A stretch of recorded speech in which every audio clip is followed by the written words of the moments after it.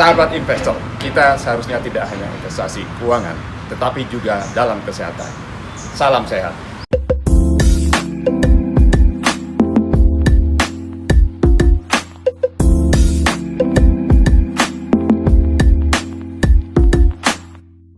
Halo, selamat datang kembali di YouTube channel saya, Hamdi Hasarbaini. Barangkali Anda semua, sebagian besar saya kira, mengetahui saya, tahu saya sebagai salah seorang yang bergerak di industri keuangan ya, atau di pasar modal. Itu yang Anda selama ini tahu. Tapi kehidupan saya tidak hanya di keuangan, tapi di luar yang formal saya juga aktif dalam kegiatan yang terkait dengan kesehatan.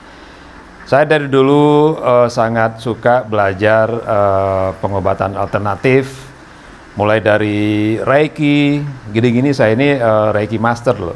Kemudian saya juga belajar Quantum Touch, kemudian saya juga belajar Meta Medicine yang langsung dari ahlinya Richard Falk ya. Kemudian saya juga belajar NES atau Nutri Energetic System yang dikembangkan oleh seorang profesor akupunktur dari Australia namanya Peter Fraser. Dia bekerjasama dengan satu ahli IT dari Inggris namanya Harry Massey. Nah, NES ini dan Meta Medicine sebetulnya konsepnya sama. Mereka merupakan alternatif medicine yang mendasarkan pada ilmu kesehatan timur ya. Seperti di NES, seperti tadi saya katakan, NES ini dikembangkan oleh seorang profesor akupunktur dari Australia. Dia profesor akupunktur. Kemudian digabung dengan IT sehingga muncul apa yang sekarang disebut sebagai NES atau Nutri Energetic System. Nutri Energetic System ini merupakan pengobatan yang mendasarkan pada nutrition dan energi. Karena di pengobatan timur, khususnya akupunktur, dipercaya bahwa tubuh kita, organ tubuh kita itu digerakkan oleh energi yang mengalir melalui meridian yang ada di tubuh kita masing-masing. Jadi kalau ada gangguan aliran energi di tubuh kita, itu yang mengakibatkan penyakit. Jadi di teori Meta Medicine maupun NES ini dipercaya bahwa penyakit itu bukan sesuatu yang ujuk-ujuk muncul di dalam tubuh kita atau sifatnya yang stuck di tubuh kita. Penyakit itu adalah suatu proses. Nanti akan saya jelaskan secara detail mengenai hal tersebut. Namun sebelumnya saya perlu disclaim dulu. Saya perlu nyatakan bahwa saya bukan dokter yang pasti. Saya juga bukan psikolog. Jadi saya tidak memberikan pengobatan. Ini hanya alat untuk menganalisis kenapa kita sakit. Karena Richard Falk ini merupakan pengarang dari buku yang ini saya pajang, nama bukunya Why Am I Sick? Ya. Kenapa sih saya sakit? Gitu. Nanti dijelaskan apa yang menyebabkan kita sakit. Kemudian NES ini juga seperti tadi saya sampaikan dasarnya sama seperti Meta Medicine ini. Jadi di kedua ilmu ini, Meta Medicine maupun NES, itu dipercaya bahwa penyebab dari suatu penyakit itu adalah adanya suatu peristiwa yang stressful ya, atau stressful event, atau juga sering disebut dengan singkatan UDIN, tulisannya UDIN, UDIN. Itu merupakan singkatan dari unexpected, kemudian D-nya itu dramatic, I-nya itu isolating, N-nya no strategy. Jadi penyebab suatu penyakit itu adalah suatu peristiwa yang stressful, yang dramatik, yang menyebabkan seseorang itu merasa terisolasi dan tidak tahu harus melakukan apa, atau mereka kehilangan akal untuk mencari jalan keluar terhadap atas terjadinya peristiwa tersebut. Itulah yang menyebabkan terjadinya penyakit. Jadi pertama sumber penyakit itu dari stressful event tadi atau iodin tadi. Kemudian iodin itu akan terekam di jantung. Kemudian jantung akan meneruskan ke otak dan otak akan meneruskan ke organ-organ mana yang terpengaruh. Jadi masing-masing event tadi itu bisa berpengaruh ke organ tertentu. Jadi satu peristiwa itu mengakibatkan ke organ yang berbeda. Mungkin contohnya gini, kenapa seseorang itu bisa sakit ginjal? Sakit ginjal itu kan terkait dengan ginjal ya. Jadi di ginjalnya misalnya kebanyakan cairan. Itu adalah akibat kalau orang tersebut merasa isolated. Ini ibaratnya seperti orang terdampar di padang pasir, tertinggal di padang pasir. Nah, tubuhnya membaca, karena orang ini terdampar di padang pasir, tubuhnya membaca bahwa dia akan dehidrasi karena di padang pasir tidak ada air, sehingga ginjalnya bereaksi mengumpulkan semua cairan tubuh di ginjalnya, sehingga ginjalnya menjadi kebanyakan cairan dan membengkak. Dan ginjal yang membengkak itulah yang berakibat sakit ginjal. Tapi perasaan isolated ini tidak harus kita terdampar di padang pasir ya. Walaupun kita tinggal di kota besar di tengah keramaian, tapi kalau kita merasa isolated, merasa terkungkung, itu bisa ginjalnya atau tubuhnya membaca bahwa orang ini terisolasi atau isolated, sehingga ginjalnya bereaksi mengumpulkan cuma cairan di dalam tubuh ke ginjal, sehingga ginjalnya menjadi bengkak. Kemudian contoh berikutnya, kenapa seorang wanita kena breast cancer atau kanker payudara? Itu adalah karena adanya stressful event atau pengalaman dramatis yang dimana dia mempunyai kekhawatiran yang tinggi, tidak bisa nurture itu mengurus anaknya dengan baik gitu. Jadi ada rasa khawatir tidak bisa mengurus anak dengan baik, bagaimana nanti masa depan anak kalau saya nggak ada, kemudian kalau saya nggak mampu membiayai kehidupannya segala macam. Kekhawatiran yang berlebihan itulah yang menyebabkan terjadinya breast cancer. Jadi karena ada kekhawatiran yang mendalam di pikiran si ibu, itu sel-sel yang ada di payudaranya akan membaca bahwa si ibu ini perlu air susu untuk menolong si anak. Jadi contoh-contoh sederhananya gini, ada seorang ibu lagi berjalan di pinggir jalan berdua dengan anaknya, kemudian si anak tiba-tiba nyebrang jalan dan tabrak mobil, kemudian mungkin meninggal gitu. Nah, itu kan peristiwa yang sangat dramatis bagi si ibu, dan sel-sel yang ada di payudara itu membaca bahwa si ibu ini perlu air susu untuk menolong si anak. Walaupun anaknya ini mungkin anaknya sudah gede, bukan anak yang masih menyusui, tapi tubuh kita membaca si anak ini perlu susu, sehingga sel-sel payudaranya bereaksi dengan tujuan untuk memproduksi susu untuk menolong si anak. Padahal kan anaknya tidak butuh susu lagi gitu. Nah, kemudian sel-sel yang bereaksi aktif inilah yang kemudian membusuk, dan membusuk itulah yang menjadikan breast cancer. Jadi kembali bahwa semua penyakit itu muncul diakibatkan oleh peristiwa yang tadi saya katakan stressful, dramatic, atau yang disingkat dengan UDIN tadi, unexpected, dramatic, isolating, dan no strategy. Jadi ini kenapa perlu diwaspadi, karena khususnya di masa anak-anak ya, itu trauma masa kecil itu akan terbawa sampai si anak dewasa. Jadi kita memang harus hati-hati dalam bertutur kata atau bersikap terhadap anak, karena apa yang mereka alami waktu kecil, kalau itu menjadi suatu trauma yang membekas di hati si anak, itu pada akhirnya akan terbawa ke masa saat mereka dewasa, dan itu bisa menjadi penyakit kalau itu masih terbawa di alam bawah sadar si anak itu. Jadi ini teori dari metamedicine dan NES ini memang agak berbeda dengan pengobatan konvensional. Konvensional dalam arti pengobatan barat ya, atau ilmu kedokteran secara umum. Kalau di ilmu kedokteran kayak seperti kanker itu kan dianggap suatu tubuhnya yang ngaco, yang salah gitu. Sehingga kansernya harus dipotong gitu. Tapi kalau di metamedicine maupun di NES ini, kanker itu adalah salah satu indikasi adanya gangguan di aliran energi di tubuh kita akibat adanya suatu peristiwa yang stressful tadi, yang membekas di tubuh si orang tersebut.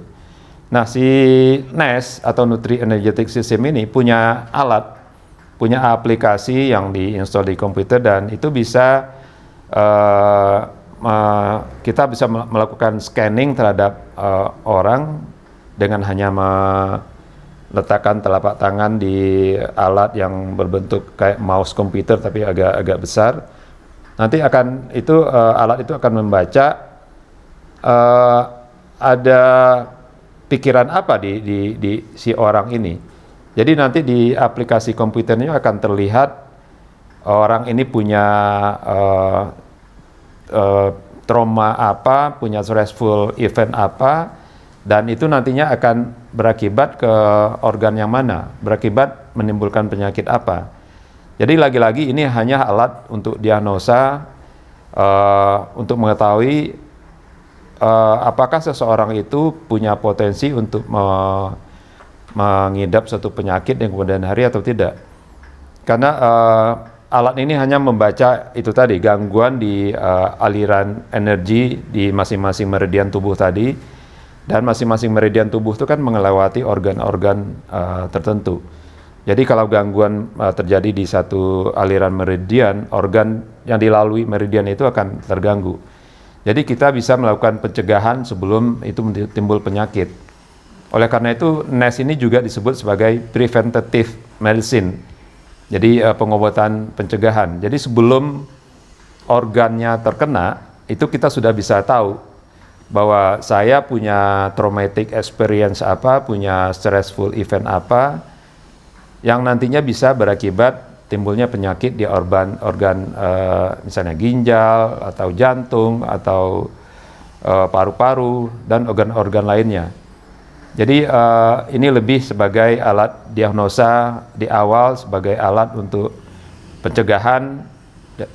Sebelum terjadi suatu penyakit, kita bisa tahu kita punya traumatic experience apa, punya stressful event apa, punya iodin apa, sehingga kita bisa melakukan tindakan pencegahan. Tentu saja karena penyebabnya adalah di pikiran, tentunya kita harus mengubah perilaku kita, mengubah cara pandang kita terhadap satu peristiwa gitu. Jadi kalau digambarkan penyakit itu dalam suatu proses itu dimulai dari terjadinya suatu stressful event atau iodin tadi, kemudian tubuh kita akan masuk ke tahap yang istilah kedokteran mungkin sympathetic phase ya. Kemudian setelah itu kita merilis peristiwanya, kita bisa ini masuk ke parasympathetic phase.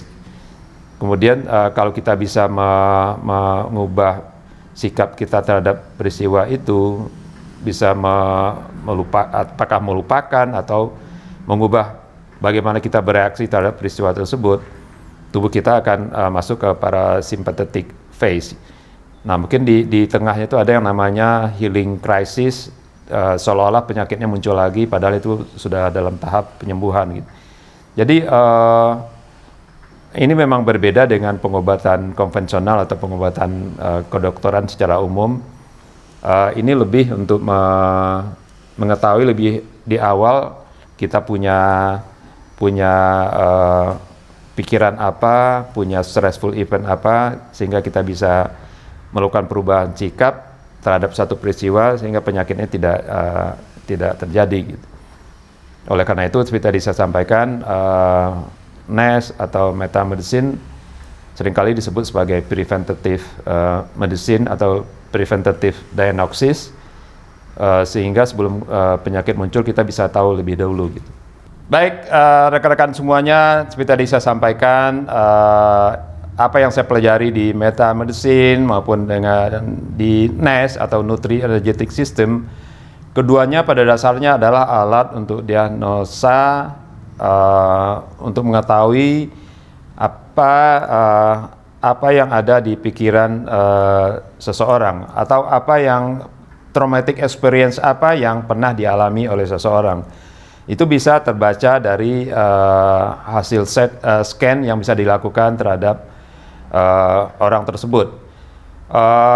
Dari hasil scan akan ketahuan apakah orang itu traumatic experience apa yang pernah dialami oleh orang tersebut, dan itu akan tersimpan di memori di otaknya dan juga di tubuhnya. Jadi memori yang ada di otak itu akan berkomunikasi dengan organ terkait. Jadi otak dan tubuh manusia itu terhubung secara embriologi, sehingga bisa berkomunikasi. Jadi tadi seperti saya katakan, prosesnya itu adalah adanya iodin, kemudian iodin itu akan terekam di jantung, kemudian jantung akan menyampaikan ke otak, dan otak akan bereaksi untuk menginstruksikan organ terkait. Jadi kalau traumatic experience-nya itu tersimpan di otak bagian mana, itu akan terkait dengan organ mana. Itu dari hasil CT scan juga terlihat. Misalnya otak itu kan terbagi ada 4 ya, ada brainstem, ada cerebellum, ada cerebral cortex, kemudian satu lagi, pokoknya ada 4 bagian otak. Dan masing-masing bagian itu akan berpengaruh ke organ-organ apa saja gitu. Itu bisa terlihat dari hasil scan. Jadi jangan lupa untuk subscribe di channel ini yang belum subscribe, karena nanti di episode-episode berikutnya saya akan bahas penyakit-penyakit utama ya. Tentunya membahas apa penyebabnya, dan tentu saja bagaimana kita harus mengubah sikap, mengubah perilaku, mengubah pikiran supaya penyakit itu tidak terjadi. Karena seperti tadi saya sampaikan, NES ini sifatnya adalah preventative atau preventative diagnosis sebelum penyakitnya muncul. Jadi yang dibaca adalah di level energetiknya dulu. Seperti tadi saya sampaikan, di pengobatan timur itu kan tubuh kita ada tubuh energi namanya. Nah, si NES ini membaca tubuh energetiknya sebelum, bukan tubuh fisiknya. Jadi traumatic experience itu akan terlihat di tubuh energetik. Energi yang mengalir di tubuh sesuai dengan meridian masing-masing itu akan terganggu kalau kita punya traumatic experience. Nah, begitu energinya terganggu, lama-kelamaan akan kena ke organ terkait. Tergantung meridiannya melewati organ yang mana gitu. Jadi sebelum kita mengalami sakit secara fisik, kalau kita bisa mengubah sikap kita terhadap suatu peristiwa, suatu traumatic experience tadi, itu penyakitnya mungkin tidak terjadi. Tapi kalau kita tetap memelihara traumatic experience itu, lama-kelamaan organ tubuhnya akan terjadi. Contohnya yang berhubungan dengan tenggorokan, dengan alat bicara. Kalau kita tidak bisa bicara itu artinya kita tidak bisa menyampaikan apa yang akan kita ungkapkan, tapi ditahan. Lama-kelamaan tubuh kita membaca bahwa kita memang nggak bisa ngomong gitu. Pada akhirnya organ alat bicara kita akan kehilangan kemampuan, dan pada akhirnya kita sama sekali tidak bisa ngomong secara fisik ya. Walaupun tadinya penyebabnya adalah kita tidak bisa ngomong, mungkin karena kita suatu pertimbangan, ada suatu hal yang harusnya kita bicarakan, kita tidak bicarakan tapi dipendam dalam hati. Nah, itu lama-kelamaan bisa mengakibatkan kita kehilangan alat bicara secara permanen, tidak bicara secara fisik gitu.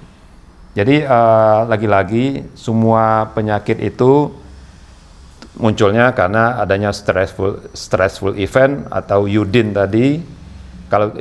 Kalau kita tidak ketahui lebih dini, tidak kita kelola dengan baik, tidak mengubah sikap kita terhadap UDIN itu atau stressful event itu, lama-kelamaan akan menyebabkan timbulnya penyakit sesuai dengan yang terkait dengan traumatic experience tadi atau stressful event tadi.